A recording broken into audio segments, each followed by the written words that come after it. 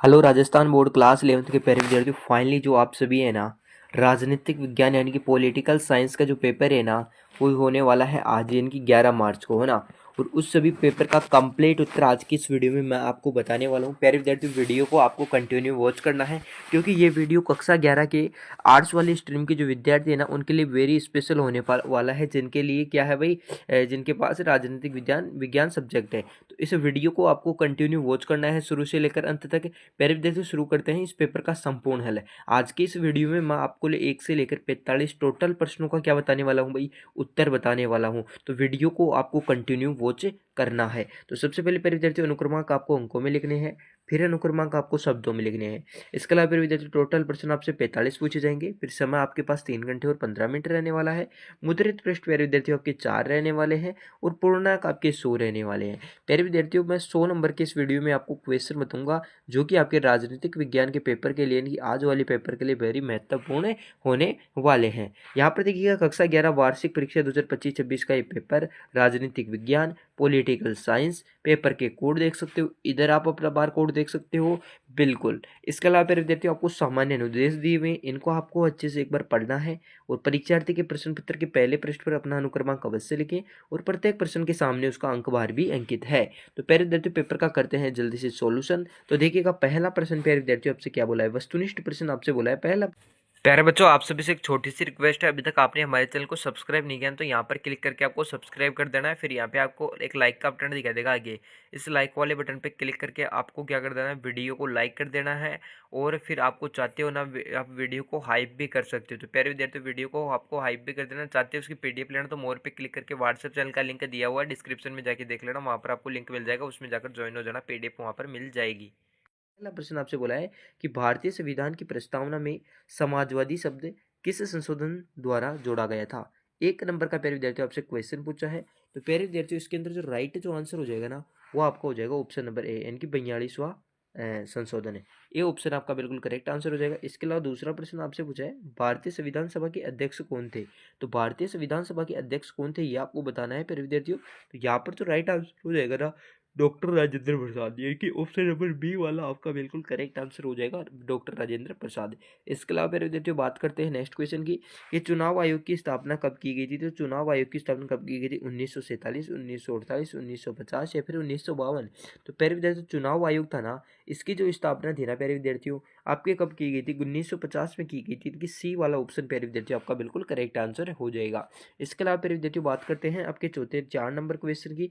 4 number question प्यारे विद्यार्थी आपसे बोलेगी, भारतीय संविधान में किस अनुसूची में शक्तियों के बंटवारे का उल्लेख है। तो 7वीं का, 8वीं का, 10वीं का और 11वीं का। तो प्यारे विद्यार्थियों, यहाँ पर जो आपका करेक्ट जो आंसर हो जाएगा ना, वो हो जाएगा आपका 7वीं, यानी कि आपका ए वाला ऑप्शन जिस भी विद्यार्थी ने बताया ना यहाँ पर, उसका बिल्कुल करेक्ट आंसर हो जाएगा। इसके अलावा बात करते हैं आपके 5वें प्रश्न की, कि भारत की सशस्त्र सेनाओं में सर्वोच्च सेनापति कौन माना जाता है। तो प्यारे विद्यार्थियों, यहाँ पर जो राइट आंसर हो जाएगा ना, प्रधानमंत्री, रक्षा मंत्री, राष्ट्रपति या फिर मुख्य न्यायाधीश। तो प्यारे विद्यार्थियों, यहाँ पर जो आपका राइट जो आंसर होगा ना, वो हो जाएगा आपका राष्ट्रपति। इसके अलावा प्यारे विद्यार्थियों, बात करते हैं नेक्स्ट क्वेश्चन की। नेक्स्ट क्वेश्चन प्यारे विद्यार्थियों आपसे बोला है कि स्वतंत्रता के लिए सबसे महत्वपूर्ण सुरक्षा क्या है। तो स्वतंत्रता के लिए सबसे महत्वपूर्ण सुरक्षा क्या है, कानून का शासन, बिल्कुल सही है। तानाशाही, तानाशाही, या फिर इसके अलावा प्यारे विद्यार्थियों आपसे बोला है केंद्रीयकरण या फिर उपरोक्त सभी। तो प्यारे विद्यार्थियों, यहाँ पर जो आपका राइट जो आंसर हो जाएगा ना, वो हो जाएगा आपका कानून का शासन, क्योंकि तानाशाही नहीं चलेगी, केंद्रीयकरण नहीं चलेगा। तो यहाँ पर आपका करेक्ट आंसर हो जाएगा ऑप्शन नंबर ए, कानून का शासन। इसके अलावा प्यारे विद्यार्थियों, बात करते हैं नेक्स्ट क्वेश्चन की, कि नागरिकता प्राप्त करने का एक आधार कौन सा है। तो विवाह, सरकारी सेवा, निवास या फिर उपयुक्त सभी। तो प्यारे विद्यार्थियों, यहाँ पर जो आपका राइट जो आंसर हो जाएगा ना, वो हो जाएगा आपका उपयुक्त सभी। इसके अलावा फिर विद्यार्थियों, बात करते हैं आपके नेक्स्ट क्वेश्चन की। नेक्स्ट क्वेश्चन फिर विद्यार्थियों आपसे बोला कि धर्मनिरपेक्षता का अर्थ क्या है। तो प्यारे विद्यार्थियों, आपको बताना है कि जो धर्मनिरपेक्षता होती है ना, इसका अर्थ क्या है। तो प्यारे विद्यार्थियों, यहाँ पर देखिएगा, आपको जो करेक्ट जो आंसर हो जाएगा ना, वो आपका हो जाएगा कौन सा ऑप्शन, ऑप्शन नंबर बी हो जाएगा, राज्य का अपना कोई धर्म न होना।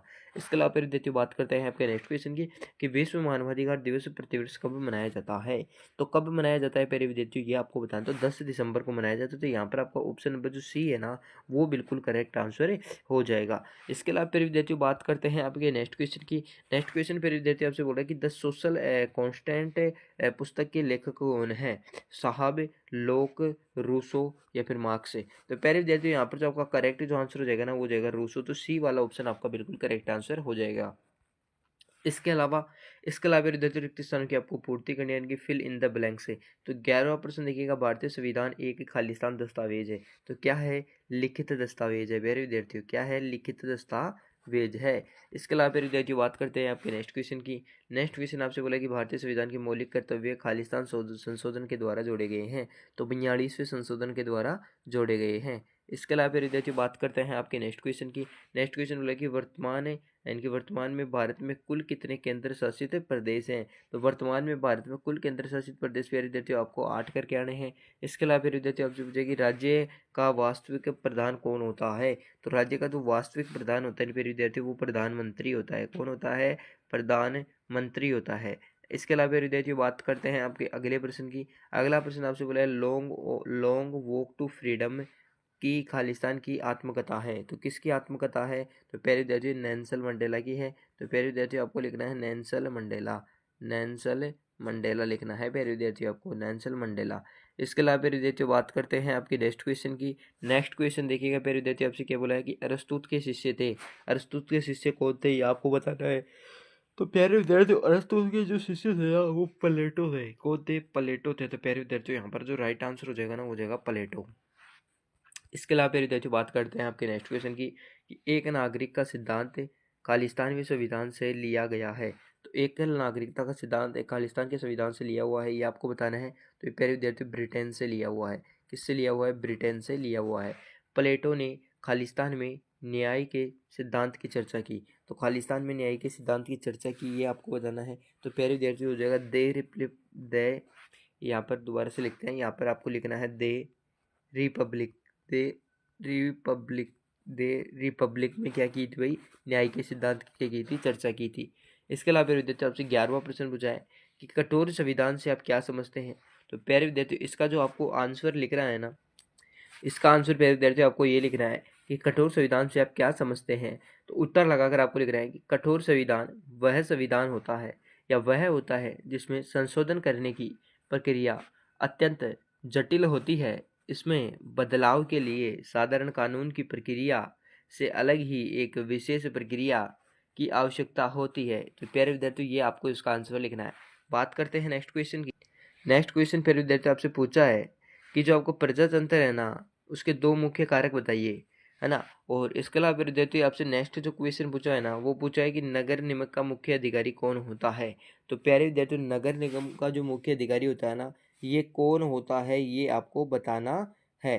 तो प्यारे विद्यार्थियों बात करते हैं हम सबसे पहले आपके कौन से की। यहाँ पर हम बात करेंगे आपके प्रश्न संख्या 20 के उत्तर की, फिर बात करते हैं 21 के बारे में। प्यारे विद्यार्थियों प्रजातंत्र के 2 प्रमुख प्रकार हैं वो आपको इस प्रकार लिखने हैं। तो पहले लिखें प्रत्यक्ष प्रजातंत्र, दूसरा लिखना है अप्रत्यक्ष प्रतिनिधित्व प्रजातंत्र। इसमें जनता सीधे कानून के कार्यों में भाग लेती है, जिसमें जनता अपने चुने हुए प्रतिनिधियों के माध्यम से शासन चलाती है। अब प्यारे विद्यार्थियों देखिएगा आपसे बात करते हैं आपके नेक्स्ट क्वेश्चन की। जो नेक्स्ट क्वेश्चन देखिएगा तो प्यारे विद्यार्थियों यहाँ पर जो हो जाएगा ना वो आपका हो जाएगा नगर निगम का जो मुख्य अधिकारी होता है ना वो होता है आपका नगर आयुक्त। क्या होता है? नगर आयुक्त होता है। नगर आयुक्त होता है। आयुक्त आपका होता है। इसके अलावा प्यारे विद्यार्थियों बात करते हैं आपके नेक्स्ट क्वेश्चन की। नेक्स्ट क्वेश्चन देखिएगा प्यारे विद्यार्थियों आपसे क्या बोला है। नेक्स्ट क्वेश्चन आपसे बोला है कि जो आपका न्यायिक पूर्वालोकन क्या है। तो न्यायिक पूर्वालोकन क्या है ये देखते हैं प्यारे विद्यार्थी। देखिएगा प्यारे विद्यार्थियों आपका न्यायिक पूर्वालोकन क्या है। तो न्यायिक पूर्वालोकन न्यायपालिका की वह शक्ति है जिसके द्वारा वह विधायिका द्वारा पारित कानूनों, कार्यपालिका के द्वारा जारी आदेशों का संवैधानिक ये जांच करती है और वे संवैधानिक प्रावधानों का उल्लंघन करते हैं तो इन्हें अवैध घोषित किया जा सकता है। इस प्रकार आपको लिखना है। इसके अलावा प्यारे विद्यार्थियों आपको लिखना है कि कार्यपालिका के 2 कार्य आपको लिखने हैं प्यारे विद्यार्थियों। तो कार्यपालिका के 2 प्रमुख कार्य निम्नलिखित हैं। पहला आप लिख सकते हो कानून को लागू करना। तो कार्यपालिका का मुख्य कार्य विधायिका के द्वारा बनाए गए कानून को देश में लागू करना। दूसरा आप लिख सकते हो कि प्रशासन चलाना, वह सरकार की नीतियों को लागू करती है, प्रशासन का संचालन करती है और देश में व्यवस्था बनाए रखती है ना। और इसके अलावा विद्यार्थियों बात करते हैं आपके 24 नंबर क्वेश्चन की। तो देखिएगा 24 नंबर क्वेश्चन क्या बोल रहे हैं। तो यहाँ पर देखिएगा प्यारे विद्यार्थियों, आपसे जो नेक्स्ट क्वेश्चन पूछा है ना, वो पूछा है कि राज्यसभा सदस्य बनने के लिए न्यूनतम आयु कितनी है। तो राज्यसभा का सदस्य बनने के लिए न्यूनतम आयु आपकी 30 वर्ष से होनी चाहिए। इसके अलावा प्यारे विद्यार्थियों, नेक्स्ट क्वेश्चन पूछे कि संघात्मक शासन में एक विशेषता आपको लिखनी है। जो संघात्मक शासन होता है ना, इसकी प्यारे विद्यार्थियों आपको क्या लिखनी है, एक विशेषता लिखनी है। तो लीजिए प्यारे विद्यार्थियों, जो संघात्मक शासन है ना, इसकी एक विशेषता आप देख लीजिए। संघात्मक शासन एक प्रमुख विशेषता दोहरी सरकार और शक्तियों का एक विभाजन है। इसके अलावा प्यारे विद्यार्थियों, बात करते हैं आपके नेक्स्ट क्वेश्चन। इसके अलावा प्यारे विद्यार्थियों, आपसे जो नेक्स्ट क्वेश्चन पूछा है ना, वो आपसे पूछा कि जो आपका समानता का अधिकार किन अनुच्छेदों में वर्णित है। तो जो समानता का अधिकार प्यारे विद्यार्थियों है ना, वो आपका अनुच्छेद 14 से 18 में वर्णित है। इसके अलावा प्यारे विद्यार्थियों, बात करते हैं आपके नेक्स्ट क्वेश्चन की।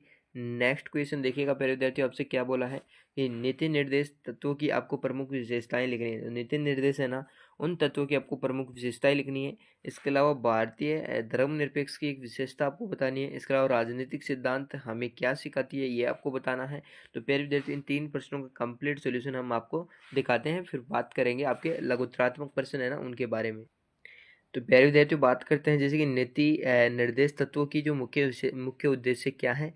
तो नीति निर्देश तत्व है ना, उनके मुख्य उद्देश्य भारत की एक कल्याणकारी राज्य की स्थापना करना और सामाजिक आर्थिक न्याय को सुनिश्चित करना। इसके अलावा दूसरा प्रश्न है कि भारतीय धर्मनिरपेक्षता की एक विशेषता बताइए। और भारतीय धर्मनिरपेक्षता की ये एक विशेषता यह है कि राज्य में कोई आधिकारिक धर्म नहीं है और राज्य में सभी धर्म समान व्यवहार करता है, ये आपको लिखना है। और इसके अलावा मेरे विद्यार्थियों, आपसे 29 नंबर क्वेश्चन पूछा है कि राजनीतिक सिद्धांत से हमें क्या सिखाते हैं। तो राजनीतिक सिद्धांत हमें स्वतंत्रता, समानता, न्याय, अधिकार जैसे विचारों के अर्थ को समझने में मदद करते हैं और ये सिखाते हैं कि समाज कैसे संगठित किया जाए। इसके अलावा मेरे विद्यार्थियों, बात करते हैं आपके 31 नंबर क्वेश्चन की। तो 31 नंबर क्वेश्चन देखिएगा। इसके अलावा मेरे विद्यार्थियों देखिएगा, आपके 29 क्वेश्चन वहाँ तक हो गए थे। लघुत्तरात्मक क्वेश्चन की बात करते हैं कि संविधान की प्रस्तावना का क्या महत्व है। 31वां प्रश्न आपसे बोला कि अधिकार व कर्तव्य एक ही सिक्के के दो पहलू हैं, कैसे। और भारतीय संविधान में एकात्मक विशेषता बतानी है आपको। और राजनीति क्या है, ये आपको बताना है कि जो आपकी ये राजनीति है ना, ये क्या है और क्या केवल नेताओं का काम है। और इसके अलावा हानि का सिद्धांत क्या है और सामाजिक न्याय से आप क्या समझते हैं। और इसके अलावा फिर विद्यार्थी, आपके 35 नंबर क्वेश्चन के बाद 36 नंबर क्वेश्चन आपसे पूछा है कि अवसरों की समानता की जो व्याख्या आपको करनी है।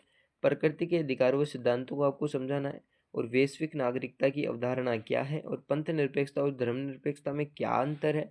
और इसके अलावा फिर विद्यार्थी, नेक्स्ट क्वेश्चन आपसे पूछा है दीर्घ उत्तरात्मक क्वेश्चन है आपसे। और पंचायती राज व्यवस्था में 73वें संशोधन की मुख्य विशेषताएं आपको लिखनी है। इसके अलावा फिर विद्यार्थियों, बात करते हैं आपके नेक्स्ट क्वेश्चन की कि भारतीय संविधान की जो प्रमुख विशेषताओं का वर्णन आपको करना है। इसके अलावा संसद की शक्तियों में कार्यों की विवेचना आपको करना ही है। इसके अलावा विद्यार्थियों, आपसे पूछे कि राष्ट्रवाद के विकास के लिए उत्तरदायी तत्व कौन से हैं। इसके अलावा भारत की राष्ट्रपति यानी कि भारत की राष्ट्रपति की शक्तियों में स्थित सविस्तार आपको वर्णन करना है। इसके अलावा विद्यार्थियों, नागरिकता से आप क्या समझते हैं और नागरिकता खोने के कारणों का प्यारे विद्यार्थियों आपको वर्णन करना है। तो इसके अलावा विद्यार्थियों, टोटल आपके 45% तो आपने देख ही लिया। अब बात करते हैं प्यारे विद्यार्थियों इनके कंप्लीट सॉल्यूशन के बारे में।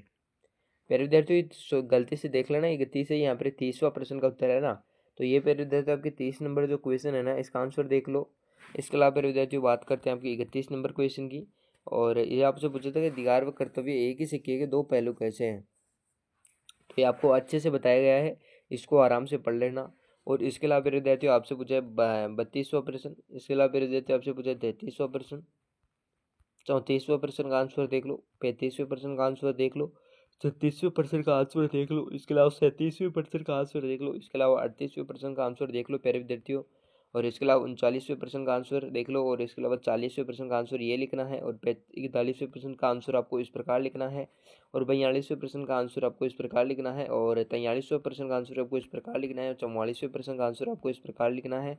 45 नंबर क्वेश्चन का आंसर इस प्रकार लिखना है। और इसके अलावा प्यारे विद्यार्थियों, आपका जो ये कंप्लीट पेपर होता है ना, ये कंप्लीट पेपर मैंने बता दिया। अब प्यारे विद्यार्थी, मोस्ट इंपॉर्टेंट पेपर है और इसमें से आपको क्वेश्चन देखने को मिल सकते हैं प्यारे विद्यार्थी। इसको एक बार अच्छे से तैयार कर लेना है प्यारे विद्यार्थी। मिलता है किसी नेक्स्ट वीडियो में। अभी तक आपने, आपसे भी एक छोटी सी रिक्वेस्ट है, अभी तक चैनल को सब्सक्राइब नहीं किया ना, तो वो सब्सक्राइब कर दीजिएगा। मिलता है किसी नेक्स्ट वीडियो में, तब तक के लिए धन्यवाद। जय हिंद, जय भारत।